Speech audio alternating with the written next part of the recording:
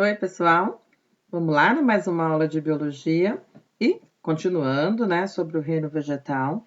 Vamos começar então o terceiro grupo de vegetais. Então vamos começar falando sobre as gimnospermas. Então, gimnospermas, elas agora inauguram, né, o grupo de plantas que produzem sementes.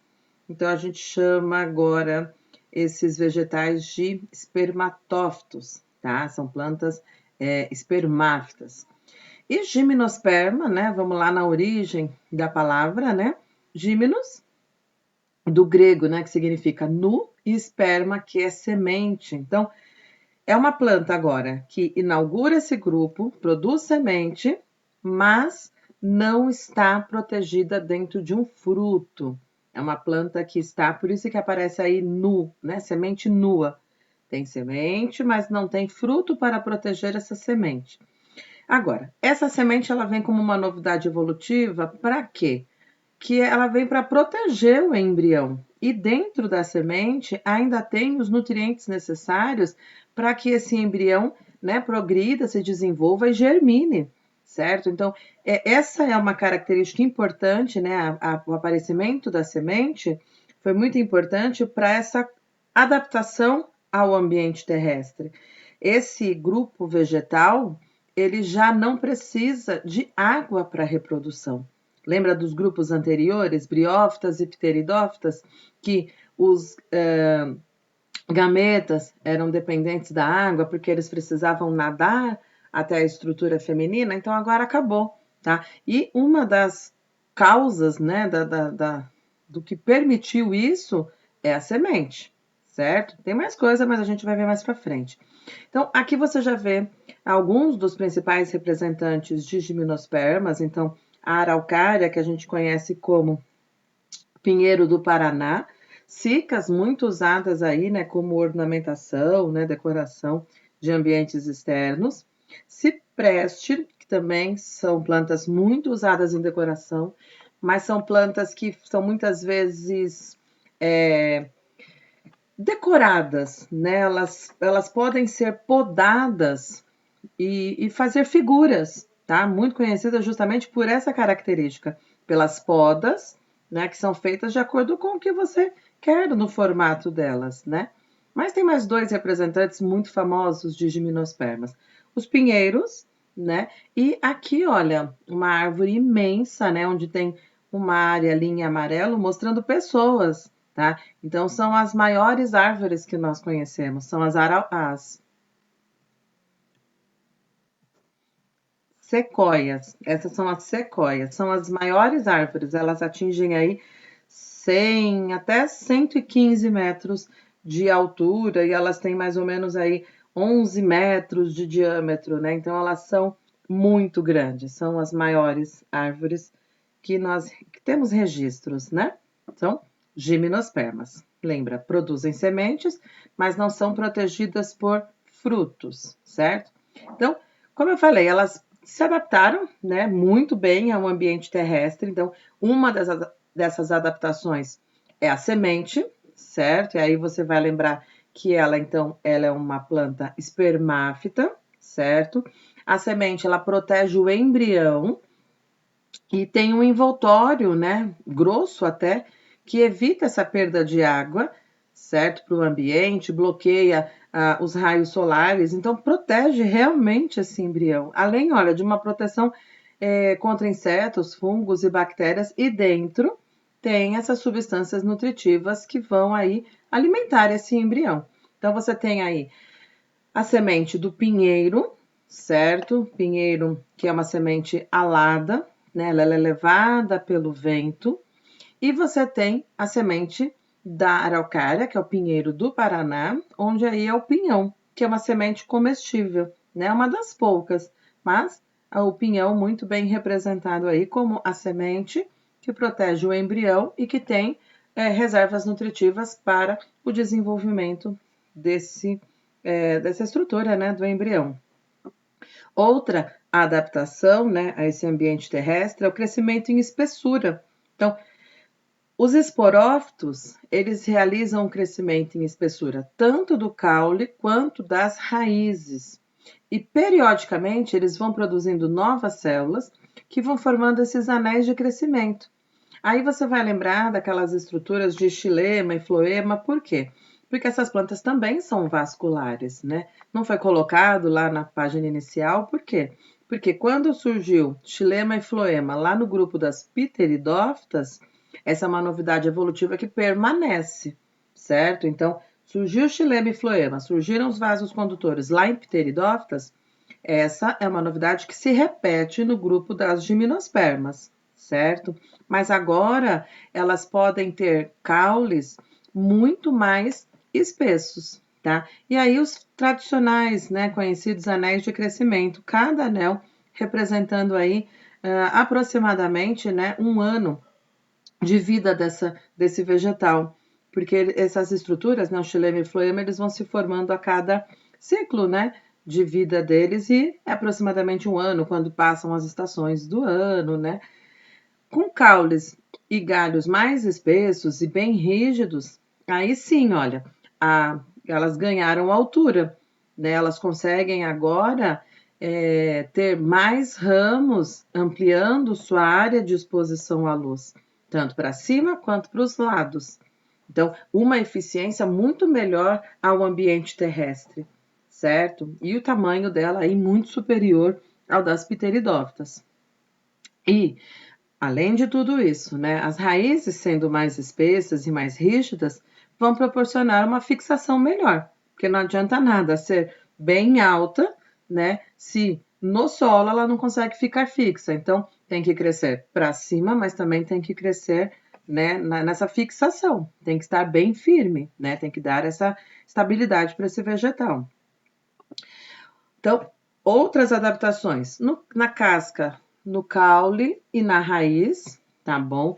Onde esses caules agora são muito mais espessos, certo? Tem estruturas aí que são as camadas externas que tem suberina, onde suberina é um lipídio que vai realmente fazer essa impermeabilização, reduzindo a perda de água, né, por transpiração. Então, vai favorecer mais ainda a sobrevivência desse vegetal no ambiente terrestre. Agora, com relação à cutícula espessa, a gente já viu isso lá em Pteridófita, né? Elas já apresentavam uma cutícula e apresentavam estômatos na superfície das folhas. E lembra que estômato ele é uma válvula que controla, né, a perda de água por transpiração. Só que agora, no grupo das gimnospermas, essa cutícula está muito mais espessa, tá bom? Tem uma proteção muito maior, tá? Também tem estômatos na folha, e agora, como tem mais folhas, eles são mais numerosos e, claro, também vão ter a mesma função de controlar a saída de água por transpiração, certo? Gametófitos protegidos. Então, as gimnospermas, elas não liberam esporos ao vento. Já as briófitas e as pteridófitas, elas faziam isso, tá? E agora elas não liberam mais. Então, como que acontece agora? Esses esporos, eles continuam sendo produzidos por esporângios, sim, isso é regra, certo? Só que esses esporângios, eles estão dentro das pinhas. Essas pinhas a gente costuma chamar de estróbilos ou também de cones, tá? E aí, esses esporângios vão permanecer protegidos e eles vão originar os gametófitos masculinos e femininos, certo? Só que agora eles estão dentro das pinhas, dentro dos estróbilos, ok? E aí você tem a pinha feminina e a pinha masculina. A pinha feminina muito conhecida, né? A pinha feminina do pinheiro, que a gente usa até nas decorações, né? No final do ano aí, certo? E é um estróbilo, é um cone. Agora, o estróbilo feminino, tá? Tem diferenças nesses vegetais. Os estróbilos femininos são maiores e possuem óvulos formados por megaesporângios envolvidos por tegumento protetor. Por que megaesporângio? Porque ele é grande, tá bom? É um esporângio, certo? Mas por ser grande, por ser maior que o masculino, a gente chama de megaesporângio. Cada óvulo tem um megaesporângio. E olha só, ele é diploide, certo? Ele vai realizar meiose e produz um único e grande esporo, chamado megásporo, tá? Só que você está observando aí na imagem que, se é por meiose, são formadas 4 células, tá? Só que só um é que progride, né? Que é o megásporo, que a gente fala megásporo funcional. As outras 3 células elas vão se degenerar mesmo, tá? Agora, esse megásporo, certo? Que progrediu, que ficou funcional, ele vai realizar mitoses, vai passar por mitoses, para originar uma estrutura chamada megagametófito, tá? De novo, o mega só porque é grande, mas é um produtor de gametas, certo? Então, é o gametófito feminino.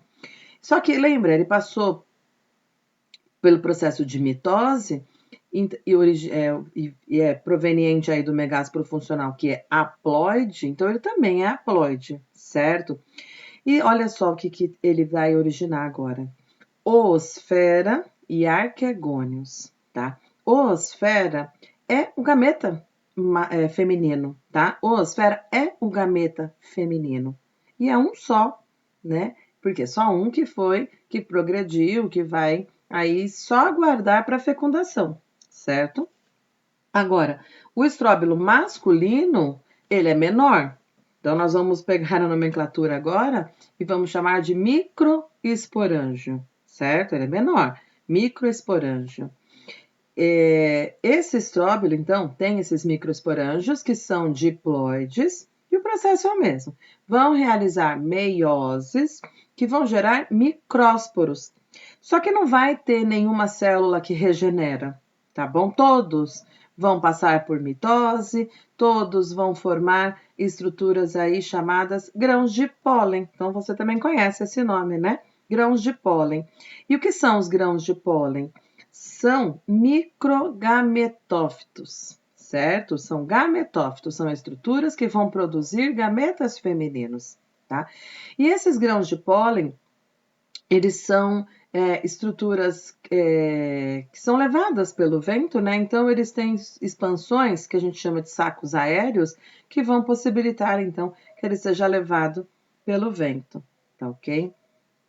E a partir daí acontece o quê? Polinização, certo? Então, nas gimnospermas ocorre polinização, em que os grãos de pólen do estróbilo masculino, né, que a gente chama de pinha, esses grãos de pólen são transportados pelo vento, né, pelo ar, até os óvulos nos estróbilos femininos. Então, de novo, a parte feminina não sai do vegetal, certo? Fica ali, protegido.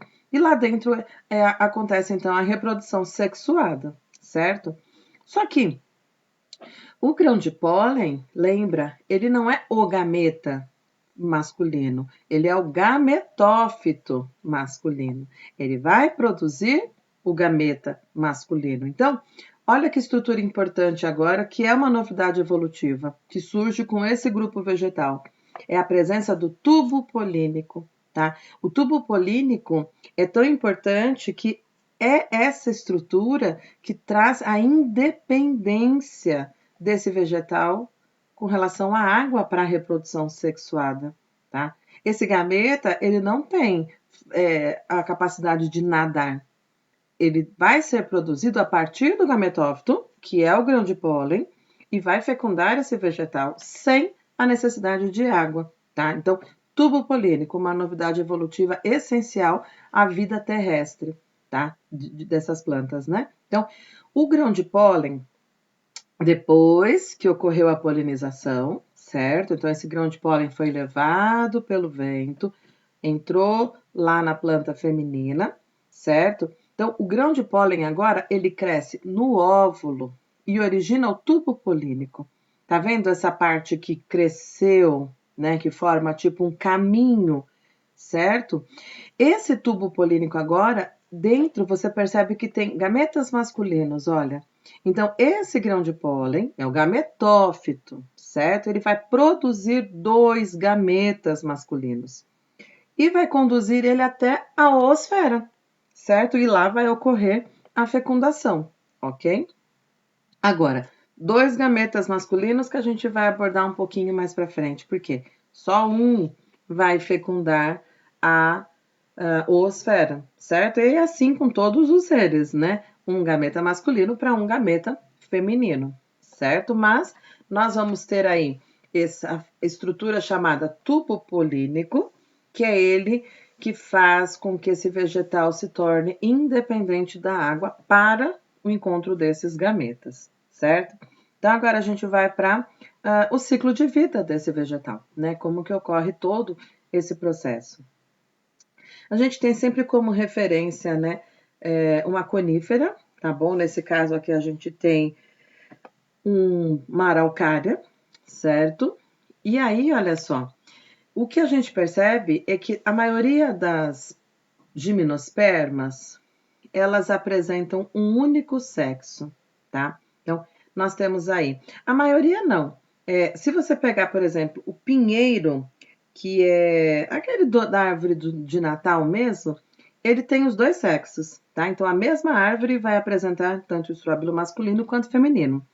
Aqui no caso da araucária, ela é uma planta que ou ela é feminina ou ela é masculina, certo? Então, nós falamos que ela é dioica, certo? Então, aqui estão representadas esses dois vegetais, certo? O masculino e o feminino. O esporófito feminino está para baixo, ele é diploide, vai ter o seu estróbilo que é bem maior, certo? E ele está dentro, né? Dentro não, ele está preso ao vegetal, né? Preso na planta, só aguardando os grãos de pólen para ocorrer essa fecundação, certo? Dentro dessa estrutura, então, do estróbilo feminino, ocorre a fecundação e olha só, você vai ter aí a formação do tubo polínico. Por quê? Porque esse grão de pólen chegou até essa estrutura feminina, certo? Formou esse caminho que vai conduzir o gameta masculino até a oosfera, certo? Agora, só um gameta fecunda essa oosfera, certo? Fecundou a oosfera, forma o quê? O zigoto. O zigoto vai passar por processos de mitoses, vai originar o embrião. O embrião está protegido dentro da semente, certo? Tem os nutrientes necessários para o seu desenvolvimento ali. Esse embrião, então, quando essa semente cair no solo e encontrar as condições ideais, né? E aí, qual a condição ideal?